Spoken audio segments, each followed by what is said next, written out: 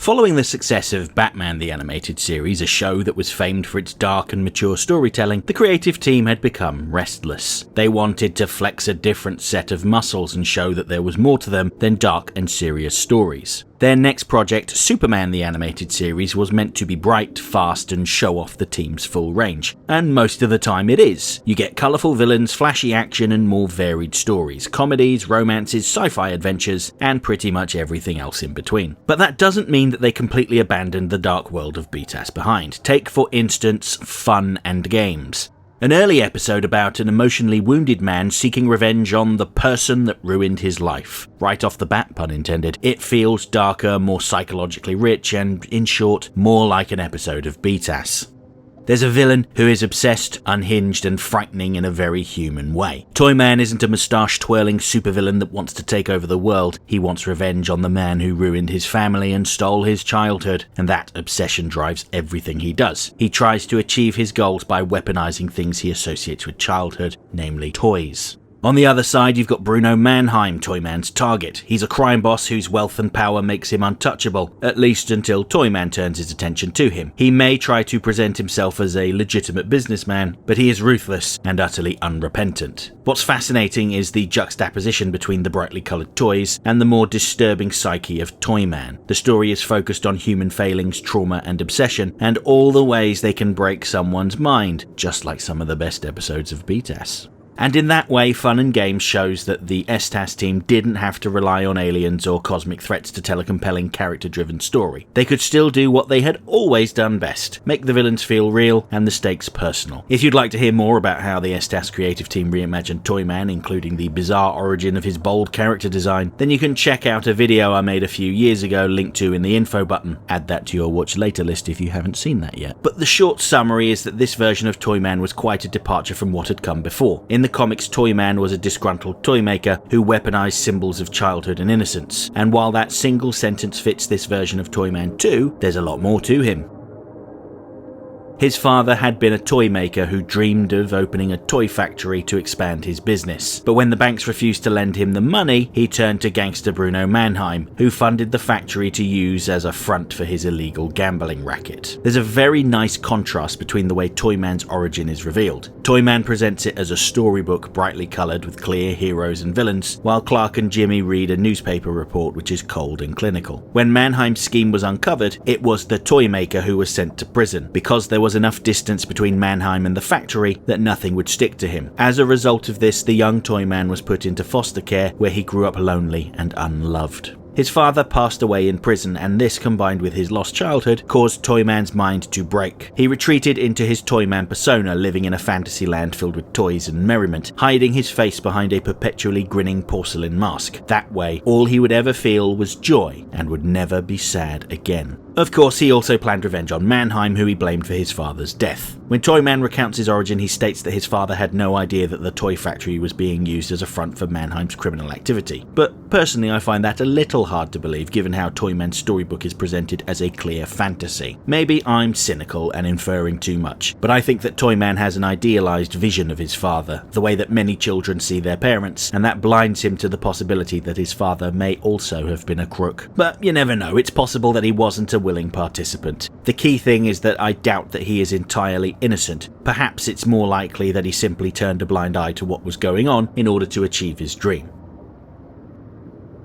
And Bruno Mannheim is the ideal human foil in this episode. In the comics, he was the head of Intergang, a criminal organisation that was controlled by Darkseid. All of that is yet to come, but at this point in the series, he's a more grounded character. He exploited the toy maker's dreams in order to hide his own criminality, and is not at all sorry about it. When he sees Toyman, he initially mistakes him for his father, noting that he has the same creepy voice, and plans to kill him himself. He's completely unrepentant, ruthless, and pragmatic. When we're introduced to him, he's unveiling a new park that he's funded as a legitimate businessman. And let's just linger on that for a moment. A children's play park bought with blood money. Another way that childhood is corrupted in this episode. Mannheim is clearly dirty though, so it's hard to feel too sorry for him when Toyman kidnaps him and attempts to execute him with his toy soldier firing squad. And that's another key element of this episode. Toyman is fascinating because he's basically holding on to his childhood in the worst possible way. He talks about reclaiming it, but what he's really doing is twisting it into something violent, obsessive, and deeply unhealthy. The way he uses bouncing balls, rubber ducks, doll houses, remote control airplanes, all things that should be innocent and playful, as tools of revenge and destruction in his hands, really hammers that point home. It's ripe for comedy, like the scene where one of Mannheim's henchmen is reluctant to shoot a rubber ducky, but it's also thematically rich. There's a sort of meta lesson here too. A lot of people, myself included, spend time revisiting the shows, the comics, the movies we loved as kids. And there's nothing wrong with that. It's mostly harmless. Nostalgia can be comforting and, yeah, even inspiring. But Toyman is the extreme version of that. He's someone who lets those childhood things define him entirely, and they're warped through his own despair. Toys define his sense of self, his purpose, and in this case, his vengeance. Toyman's obsession is a literalization of that danger. Childhood isn't something you can go back and fix. You can't reclaim what was stolen, and the more he tries, the more he destroys. He is very clearly a genius, creating some astonishing weapons, but he uses his abilities in such a weird and petty way. Imagine the good he could do with his mind, but instead he'd rather make toys to attack the people that have slighted him.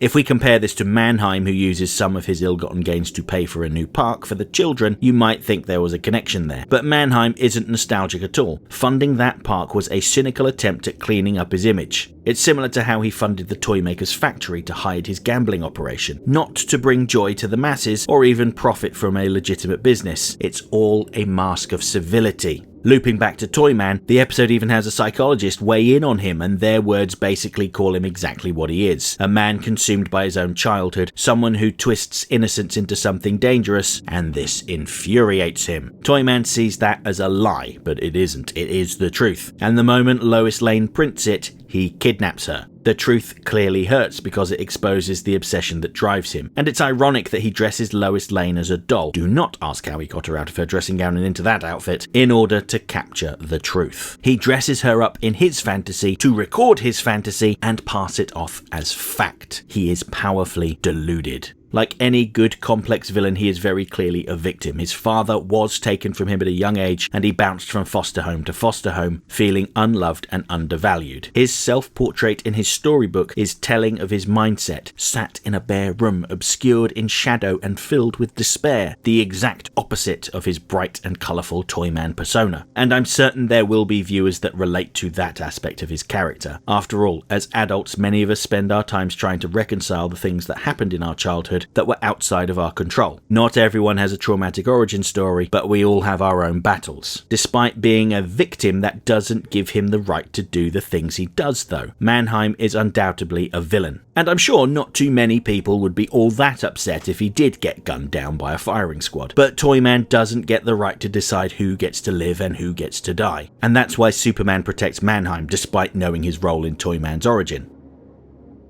That's one of the things I particularly like about this episode, how it balances empathy with justice. Superman may destroy Toyman's weapons. He crushes the bouncing ball with a clap, knocks the giant rubber ducky out, and rips the smothering green goo to smithereens. But he doesn't lay a hand on Toyman. Perhaps on some level Superman relates to him. He had had his entire people ripped away from him as an infant, and as a teen he learned that he wasn't like everyone else, that in essence everything he thought he knew about himself was a lie. But the difference between Superman and Toyman is that where Toyman was frozen in place by his trauma, Superman moved forward. Superman understands loss and having a past that can't be returned to. He has no memories of his birth parents and only has second-hand stories of his culture that are replayed to him by Kryptonian tech. But where Toyman retreats into fantasy, Superman chooses responsibility. Where Toyman lets his pain define him, Superman refuses to let it rule him. He doesn't deny what was taken from him, but he doesn't try to rebuild it either. He builds something new instead.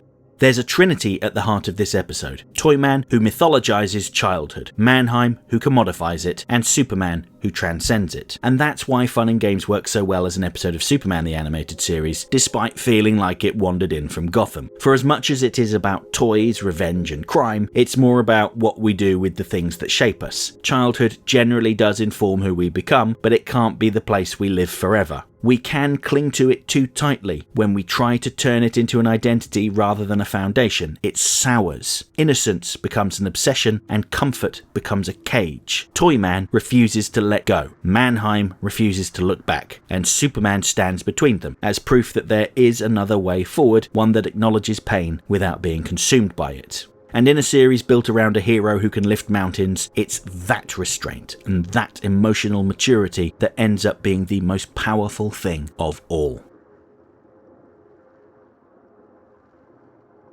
Okay, that's it for this essay. If you enjoyed the video, don't forget to like, share, subscribe, leave a comment, tell all your friends about me. You know how YouTube works.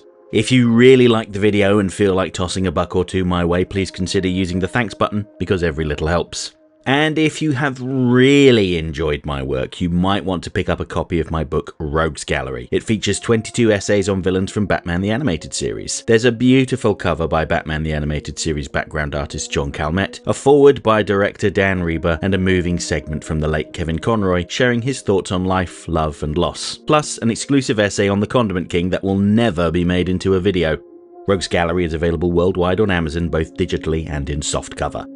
Finally, channel memberships are just $1.99 a month and give you early access to my essays, custom emojis, and your name featured on my members end screen, which has been rolling for a little while now. Huge thanks to everyone who's already part of this. You've helped to make these videos possible. If you want to see your name up here too, join the channel now. And while I have your attention, please consider checking out my other channel, Serum Lake Comics, where I talk about mostly DC comic books.